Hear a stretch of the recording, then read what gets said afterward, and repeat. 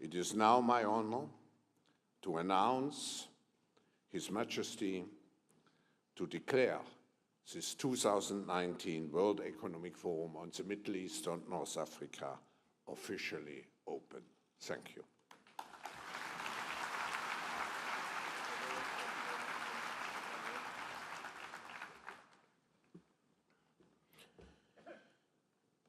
Bismillah ar-Rahman ar-Rahim. Challenges over the past decade. And doing the right thing for desperate refugees, Jordan's own people have paid an enormous price. And we are working closely with international partners to increase help for refugees and host communities alike. We are also looking towards the growth that comes with abundant real opportunity.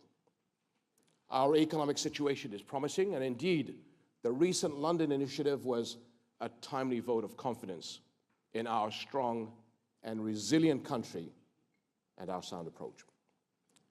This, of course, is just the beginning. To grow opportunities faster, Jordan is making a priority of economic sectors that offer high growth potential and multiple openings for investment. Now, these will take advantage of our country's distinctive economic strengths, including our many FTAs and strong trade ties linking us to more than 1 billion consumers worldwide. And we're also here harnessing our rich resources of clean, renewable energies. Indeed, by next year, we expect 1/5 of our energy will be generated through renewables. But our most important strength is Jordan's high-skilled human capital. Our young people are globally connected, tech-savvy, fluent in multiple languages, and determined to succeed. I wish you every success. Thank you very much.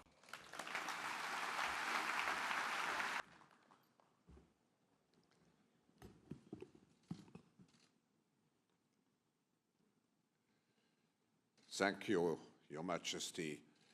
May I now ask the Secretary General of the United Nations, Antonio Guterres, to join us.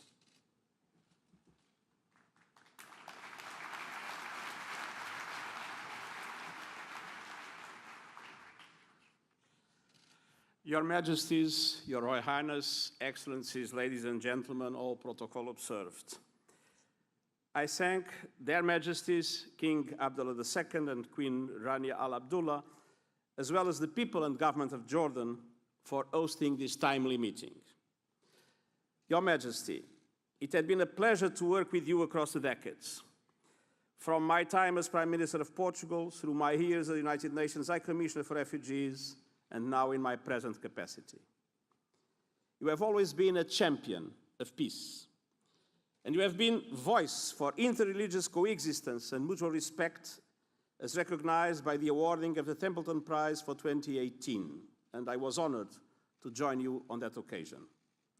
And you have been an ally of people in need in and beyond the region.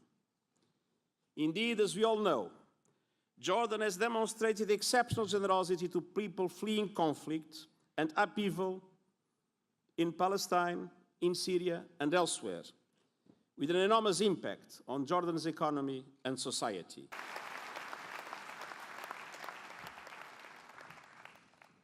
Freely, to think divergent thoughts, to think creative thoughts. We really need new education or new training. We're working with a World in Motion in FIRST Robotics, trying to encourage students from 3rd grade all the way up through the end of high school to pursue science, math, and different technologies. It's this ability of digital technology to change outcomes, to truly empower people that can create a more equitable growth. Fourth industrial revolution has the potential to make inequalities visible and to make them less acceptable in the future. I was the first person in the world to be able to voluntarily move my legs while stepping in a robot.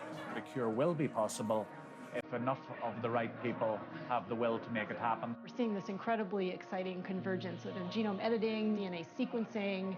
Governments have a very important role to play in enabling the safe and effective use of technologies. We need to take responsibility at every level of society to adapt to these technological challenges, which are redefining what it means to be completely embedded in this world. Even though we have everyday problems we have to solve, we have to find a way to lay the foundations for the innovations of tomorrow.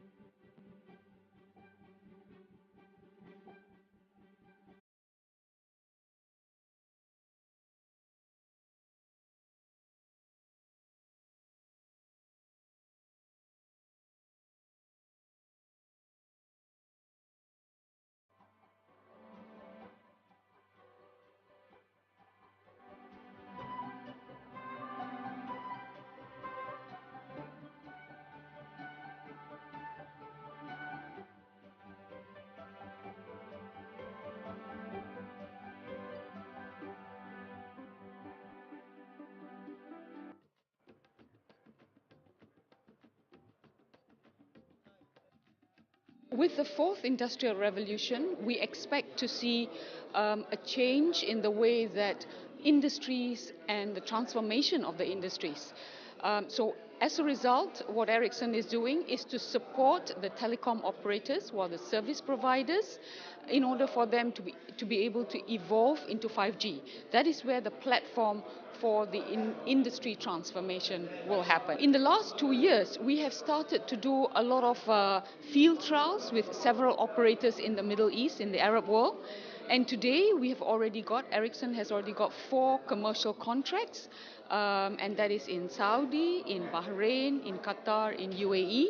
And with this, we will start to look at use cases that will be relevant for the businesses in these countries. رئيس الولايات المتحدة القوى العظمى في العالم الرئيس روزفلت رئيس أمريكي في يوم من الأيام قال إن البيت الأبيض هو بيت الأخلاق الدولية، لكن هذا البيت الأبيض بحاجة إلى رجال دولة وليس إلى رجال عقارات، لأنه بهذه الأساليب عندما تعتبر القدس عاصمة لإسرائيل، وعندما يعتبر الجولان العربي السوري المحتل تحت السيادة الإسرائيلية، هو يجيز مبدأ احتلال أراضي الغير بالقوة، ويقول ما أخذ بالقوة يتم الاحتفاظ به بالقوة. الاتحاد الأوروبي يقف معنا، الاتحاد الأفريقي يقف معنا، دول عدم الانحياز تقف معنا، منظمة التعاون الإسلامي تقف معنا، دول أمريكا اللاتينية والكاريبي تقف معنا، روسيا، الصين، اليابان وكندا. هذا منتدى اقتصادي يبحث في التحديات اللي بتواجه الدول اقتصاديا، ويبحث في الحلول والأفكار. أيضا فرصة للقاءات مع قادة الدول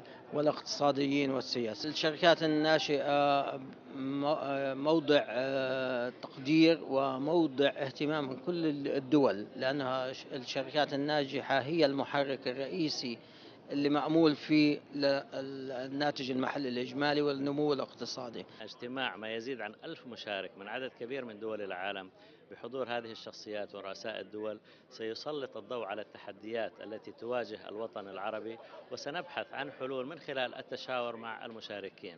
هنالك فرص استثمارية كبيرة سواء في الأردن أو في المنطقة العربية يتم دراستها ما بين المشاركين في هذا المنتدى، وأعتقد أنها ستجلب المزيد من الاستثمارات إلى المنطقة، مما يخلق فرص عمل ويخفف من حدة البطالة الموجودة في الدول العربية. تكرار مؤتمر دافوس انعقاده أو منتدى دافوس انعقاده ل10 سنوات متتالية ليس عبثا، وإنما